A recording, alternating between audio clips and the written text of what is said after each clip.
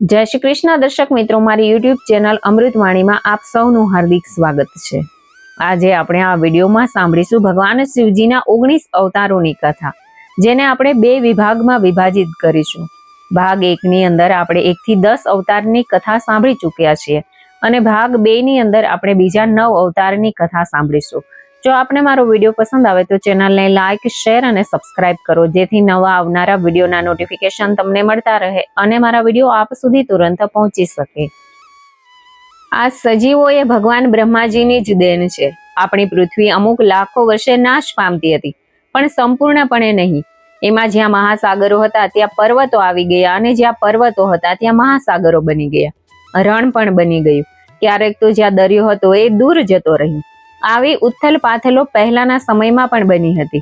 તે વખતે ઝાડ, પાંદડાઓ, પહાડો અને રણ પણ હતા જ। પ્રાણીઓ સૌ સંપીને રહેતા હતા। પછી ભગવાન બ્રહ્માજીએ માનવોનું સર્જન કર્યું। માનવો જન્મ્યા એટલે નાત જાતના અને ભાત ભાતના ઝઘડાઓ શરૂ થઈ ગયા।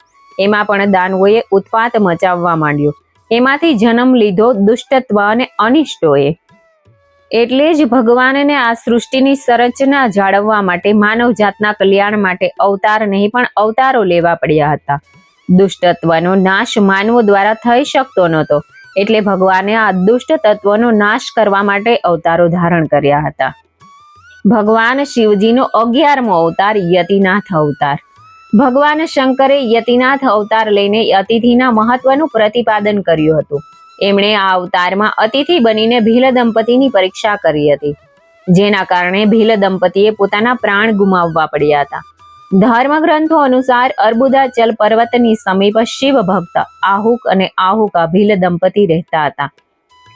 એકવાર ભગવાન શંકર યતિનાથના વેશમાં એમના ઘરે આવ્યા। એમણે આ ભીલ દંપતીના ઘરમાં રાત વિતાવવાની ઈચ્છા વ્યક્ત કરી। આહુકાએ પોતાના પતિને ગૃહસ્થીની મર્યાદાનું સ્મરણ કરાવતા એણે સ્વયં ધનુષબાણ લઈને બહાર રાત વિતાવવાની અને યતિને ઘરમાં વિશ્રામ કરવા દેવાનો પ્રસ્તાવ મૂક્યો। આ રીતે આહુક ધનુષબાણ લઈને બહાર જતો રહ્યો। પ્રાતઃકાલ આહુકા અને યતિએ જોયું કે વન્ય પ્રાણીઓએ એને મારી નાખ્યો છે। આના પર યતિનાથ બહુ જ દુઃખી થયા। ત્યારે આહુકાએ એમને શાંત કરતા કહ્યું કે આપ શોક ના કરશો। અતિથિ સેવામાં પ્રાણ ત્યાગવો એ ધર્મ છે અને એનું પાલન કરીને અમે ધન્ય થઈ ગયા છીએ। જ્યારે આહુકા પોતાના પતિની ચિતા અગ્નિમાં જલવા લાગી તો ભગવાન શિવજીને દર્શન આપીને આગલા જન્મમાં પુનઃ પોતાના પતિને મળવાનું વરદાન આપ્યું હતું। ભગવાન શિવજીનો 12મો અવતાર કૃષ્ણ દર્શન અવતાર। ભગવાન શિવજીએ આ અવતારમાં યજ્ઞ આદિ ધાર્મિક કાર્યોનું મહત્વ બતાવ્યું છે। આ પ્રકારે આ અવતાર પૂર્ણતઃ ધર્મનું પ્રતીક છે। ધર્મ ગ્રંથો અનુસાર ઇક્ષ્વાકુ વંશીય શ્રાદ્ધ દેવની 9મી પેઢીમાં રાજા નભગનો જન્મ થયો હતો। વિદ્યા અધ્યયન માટે ગુરુકુલ ગયેલા નભગને જ્યારે ઘણા દિવસો સુધી પાછા ન ફર્યા, ત્યારે એમના ભાઈઓએ રાજ્યનું વિભાજન કરીને પરસ્પરમાં વહેંચી લીધું હતું। નભગને જ્યારે આ વાતની ખબર પડી તો એ સીધા પોતાના પિતા પાસે પહોંચ્યા। પિતાએ નભગને કહ્યું કે એ યજ્ઞપરાયણ બ્રાહ્મણોના મોહ દૂર કરીને એમના યજ્ઞને સંપન્ન કરીને એમના ધનને પ્રાપ્ત કરે। ત્યારે નભગે યજ્ઞભૂમિમાં પહોંચીને વૈશ્યદેવ સૂક્તના સ્પષ્ટ મંત્રોચ્ચાર દ્વારા યજ્ઞ સંપન્ન કરાવ્યો। અંગારિક બ્રાહ્મણ યજ્ઞ અવશિષ્ટ ધન નભગને આપીને સ્વર્ગમાં જતા રહ્યા। બરોબર એ જ સમયે ભગવાન શિવજીએ કૃષ્ણ દર્શન રૂપમાં પ્રગટ થઈને બોલ્યા કે અવશિષ્ટ ધન પર તો એમનો જ અધિકાર છે। વાદ વિવાદ વધતા કૃષ્ણ દર્શન રૂપધારી ભગવાન શિવજીએ પોતાના પિતાને જ આનો નિર્ણય કરવા કહ્યું। નભગના પૂછવા પર શ્રાદ્ધ દેવે કહ્યું કે આ મહાપુરુષ પોતે જ શંકર ભગવાન છે। યજ્ઞમાં અવશિષ્ટ વસ્તુઓ એમની જ છે। પિતાની વાતોને માનીને રાજા નભગે ભગવાન શિવજીની સ્તુતિ કરી। ભગવાન શિવજીનો 13મો અવતાર અવધૂત અવતાર। ભગવાન શંકરે અવધૂત અવતાર લઈને દેવરાજ ઇન્દ્રનો અહંકાર ચકનાચૂર કર્યો હતો। ધર્મ ગ્રંથો અનુસાર એક વખત બૃહસ્પતિ અને અન્ય દેવતાઓ સાથે લઈને દેવરાજ ઇન્દ્ર ભગવાન શંકરજીના દર્શન માટે કૈલાસ પર્વત પર ગયા હતા। દેવરાજ ઇન્દ્રની પરીક્ષા કરવા ભગવાન શંકરે અવધૂત સ્વરૂપ ધારણ કરીને એમનો માર્ગ રોકી દીધો હતો। દેવરાજ ઇન્દ્રે પુરુષને અવજ્ઞાપૂર્વક વારંવાર એમનો પરિચય પૂછ્યો, તો પણ તેઓ મૌન જ રહ્યા। આના પર ક્રોધિત થઈને દેવરાજ ઇન્દ્રે જ્યારે અવધૂત પર પ્રહાર કરવા માટે વજ્ર છોડ્યું તો એમનો હાથ જ સ્તંભિત થઈ ગયો અને ત્યાંથી જરાય હલ્યો પણ નહીં. આ જોઈને બૃહસ્પતિએ ભગવાન શિવજીને ઓળખી જઈને અવધૂતની બહુવિધિ સ્તુતિ કરી, જેનાથી પ્રસન્ન થઈને ભગવાન શિવજીએ દેવરાજ ઇન્દ્રને ક્ષમા આપી દીધી હતી. ભગવાન શિવજીનો 14મો અવતાર ભિક્ષુવર્ય અવતાર. ભગવાન શંકર તો દેવાધિદેવ છે, સંસારમાં જન્મ લેવાવાળા દરેક સજીવોના જીવન રક્ષક પણ છે. ભગવાન શંકરજીનો ભિક્ષુવર્ય અવતાર પણ આ જ સંદેશ આપે છે. ધર્મગ્રંથો અનુસાર વિદર્ભ નરેશ સત્યરથ શત્રુઓએ મારી નાખ્યા અને એમની ગર્ભવતી પત્નીને છુપાઈ જઈને પોતાના પ્રાણ બચાવ્યા. સમય આવે એણે એક પુત્ર રત્નને જન્મ આપ્યો. રાણી જ્યારે જળ પીવા માટે સરોવરમાં ગયા તો ઘડિયાળે મગરની એક જાત એણે પોતાના આહાર બનાવી દીધી અને એ બાળક ભૂખ પ્યાસથી તડપવા લાગ્યો. એટલામાં જ ભગવાન શિવજીની પ્રેરણાથી એક ભિખારણ ત્યાં આવી પહોંચી. ત્યારે ભગવાન શિવજીએ ભિક્ષુકનું રૂપ ધારણ કરીને ભિખારણને એ બાળકનો પરિચય આપ્યો અને એ બાળકના પાલન પોષણનો નિર્દેશ આપ્યો તથા એ પણ કહ્યું કે આ બાળક વિદર્ભ નરેશ સત્યરથનો પુત્ર છે. આ બધું કહીને ભિક્ષુક રૂપધારી ભગવાન શિવજીએ ભિખારણને પોતાનું વાસ્તવિક રૂપ બતાવ્યું. ભગવાન શિવજીના આદેશ અનુસાર આ ભિખારણે બાળકનું પાલન પોષણ કર્યું. મોટો થઈને આ બાળક ભગવાન શિવજીની કૃપાથી પોતાના દુશ્મનોને હરાવીને પુનઃ પોતાનું રાજ્ય પાછું લેવા માટે સમર્થ બન્યો હતો. ભગવાન શિવજીનો 15મો અવતાર સુરેશ્વર અવતાર. ભગવાન શિવજીનો આ સુરેશ્વર અવતાર ભક્તો પ્રતિ પ્રેમ ભાવનાને પ્રદર્શિત કરનારો છે. આ અવતારમાં ભગવાન શંકરે એક નાના બાળક ઉપમન્યુની ભક્તિથી પ્રસન્ન થઈને એને પોતાની પરમ ભક્તિ અને અમરપદનું વરદાન આપ્યું. ધર્મગ્રંથો અનુસાર વ્યાઘ્રપદનો આ પુત્ર ઉપમન્યુ પોતાના મામાના ઘરે પળતો હતો. એ સદાય દૂધ પીવાની ઈચ્છાથી વ્યાકુળ રહેતો હતો. એની માએ એણે પોતાની અભિલાષા પૂર્ણ કરવા માટે ભગવાન શિવજીની શરણમાં જવાનું કહ્યું. આનાથી પ્રેરિત થઈને ઉપમન્યુ વનમાં જઈને ઓમ નમઃ શિવાયનો જાપ કરવા લાગ્યો. ભગવાન શિવજીએ આ સુરેશ્વર ઇન્દ્રનું રૂપ ધારણ કરીને એને દર્શન આપ્યું અને ભગવાન શિવજીની અનેક પ્રકારે નિંદા કરી. આના માટે ઉપમન્યુએ ક્રોધિત થઈને ઇન્દ્રને મારવા માટે ઊભા થયા. ઉપમન્યુને પોતાનામાં દ્રઢ શક્તિ અને અટલ વિશ્વાસ જોઈને ભગવાન શિવજી પોતાના વાસ્તવિક રૂપના દર્શન કરાવ્યા તથા ક્ષીર સાગર સમાન અનેક અનશ્વર સાગર એને પ્રદાન કર્યું. એમની પ્રાર્થના કરવાથી પરમ કૃપાળુ ભગવાન શિવજી એને પરમ ભક્તનું પદ પણ આપ્યું. ભગવાન શિવજીનો 16મો અવતાર કિરાત અવતાર. કિરાત અવતારમાં ભગવાન શંકરે પાંડુપુત્ર અર્જુનની વીરતાની પરીક્ષા લીધી હતી. મહાભારત અનુસાર કૌરવોએ છળ કપટથી પાંડવોનું રાજ્ય હડપી લીધું હતું અને પાંડવોને વનવાસમાં જવું પડ્યું હતું. વનવાસમાં જ્યારે અર્જુન ભગવાન શંકરજીને પ્રસન્ન કરવા માટે તપસ્યા કરી રહ્યો હતો ત્યારે દુર્યોધન દ્વારા મોકલાયેલ મૂળ નામનો દૈત્ય અર્જુનને મારવા માટે સુવરનું રૂપ ધારણ કરીને ત્યાં પહોંચ્યો. અર્જુને સુવર પર પોતાના બાણનો પ્રહાર કર્યો. બરાબર એ જ સમયે ભગવાન શંકરે પણ કિરાત વેશ ધારણ કરીને સુવર પર પોતાનું બાણ ચલાવ્યું. ભગવાન શિવજીની માયાને કારણે અર્જુન એમને ઓળખી જ ના શક્યો અને એ સુવરનો વધ એના બાણથી જ થયો છે એવું કહેવા લાગ્યો. આ માટે ઉગ્ર વાદ વિવાદ થયો અને વાત યુદ્ધ સુધી પહોંચી ગઈ. અર્જુને કિરાત વેશધારી ભગવાન શિવ સાથે યુદ્ધ કર્યું.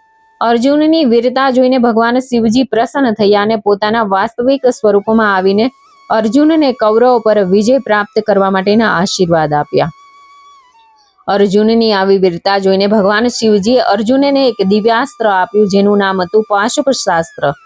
ભગવાન શંકરે કહ્યું કે આ પાશુપ શાસ્ત્રનો ઉપયોગ એક જ વખત થઈ શકશે, એટલે તું યોગ્ય સમયે જ એનો ઉપયોગ કરજે. ભગવાન શિવજીનો 17મો અવતાર સુનટ નર્તક અવતાર. માં પાર્વતીના પિતા હિમાલય પાસે એમની પુત્રીનો હાથ માંગવા માટે ભગવાન શિવજીએ સુનટ નર્તકનો વેશ ધારણ કરીને હાથમાં ડમરું લઈને ભગવાન શિવજી નટના રૂપમાં જ્યારે હિમાલયના ઘરે પહોંચ્યા અને ત્યાં નૃત્ય કરવા લાગ્યા. ભગવાન નટરાજ શિવજીએ એટલું સુંદર અને મનોહર નૃત્ય કર્યું કે ત્યાં હાજર રહેલા બધા જ પ્રસન્ન થઈ ગયા. જ્યારે હિમાલયે નટરાજને ભિક્ષા માંગવાનું કહ્યું તો નટરાજ ભગવાન શિવજીએ ભિક્ષામાં માં પાર્વતીનો હાથ માંગી લીધો. આ વાતથી હિમાલય રાજ અતિ ક્રોધિત થયા. થોડા સમય પછી નટરાજ વેશ ધારણ કરીને ભગવાન શિવજીમાં પાર્વતીને પોતાનું અસલી રૂપ બતાવીને સ્વયં ત્યાંથી ચાલ્યા ગયા. એમના ગયા પછી મૈના અને હિમાલયને એ દિવ્ય જ્ઞાન થયું અને એમણે માં પાર્વતીનો હાથ ભગવાન શિવજીના હાથમાં સોંપવાનો નિશ્ચય કરી લીધો હતો. ભગવાન શિવજીનો 18મો અવતાર બ્રહ્મચારી અવતાર. દક્ષના યજ્ઞમાં પ્રાણ ત્યાગ્યા પછી જ્યારે દેવી સતીએ હિમાલયના ઘરે જન્મ લીધો હતો, ભગવાન શિવજીને પતિના રૂપમાં પામવા માટે એમણે ઘોર તપ કર્યું. માં પાર્વતીની પરીક્ષા કરવા માટે ભગવાન શિવજી બ્રહ્મચારીનો વેશ ધારણ કરીને એમની પાસે પહોંચ્યા. માં પાર્વતીએ બ્રહ્મચારીને જોઈને એમની વિધિવત પૂજા કરી. જ્યારે બ્રહ્મચારીએ માં પાર્વતીજીને એમના તપનો ઉદ્દેશ્ય પૂછ્યો અને એ જાણીને તેઓ ભગવાન શિવની નિંદા કરવા લાગ્યા તથા તેમને સ્મશાનવાસી અને કાપાલિક પણ કહ્યા. આ સાંભળીને માતા પાર્વતીજીને બહુ જ ક્રોધ આવ્યો. માં પાર્વતીની ભક્તિ અને પ્રેમ ભાવ જોઈને ભગવાન શિવજીએ પોતાનું વાસ્તવિક સ્વરૂપ એમને બતાવ્યું. આ જોઈને માતા પાર્વતીજી અતિ પ્રસન્ન થયા. ભગવાન શિવજીનો 19મો અવતાર યક્ષ અવતાર. યક્ષ અવતાર ભગવાન શિવજીએ દેવતાઓના અનુચિત વર્તન અને એમના મિથ્યાભિમાનને દૂર કરવા માટે ધારણ કર્યો હતો. ધર્મ ગ્રંથો અનુસાર દેવતાઓ અને દૈત્યો વચ્ચે કરવામાં આવેલા સમુદ્ર મંથન દરમિયાન જ્યારે એમાંથી ભયંકર અને અતિ વિનાશક વિષ નીકળ્યું તો ભગવાન શંકરે વિષ ગ્રહણ કરીને પોતાના કંઠમાં રોકી લીધું હતું. એના પછીથી અમૃત કળશ નીકળ્યો. અમૃત પાન કરવાથી બધા દેવતાઓ અમર તો થઈ ગયા, પણ સાથે સાથે એમને એ અભિમાન આવી ગયું કે તેઓ જ સૌથી શક્તિશાળી છે.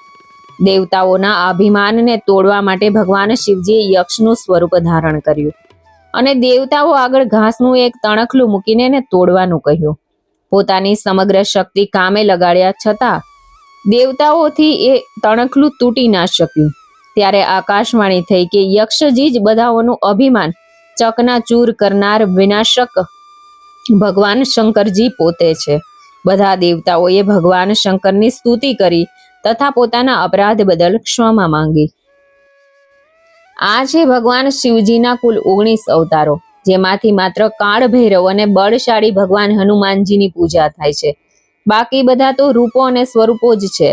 તે પણ આ બધા એક અવતાર જ છે. આ અવતારોની એક ખાસિયત એ છે કે બધા અવતારોમાં કોઈ નાત જાતનો ભેદભાવ નથી રાખ્યો. સમાજના લગભગ બધા જ લોકોનું પ્રતિનિધિત્વ કરે છે આ બધા જ અવતારો. આ અવતારો રાજા, રાણી, ભિખારણ અને ભીલોને પણ મદદરૂપ થાય છે.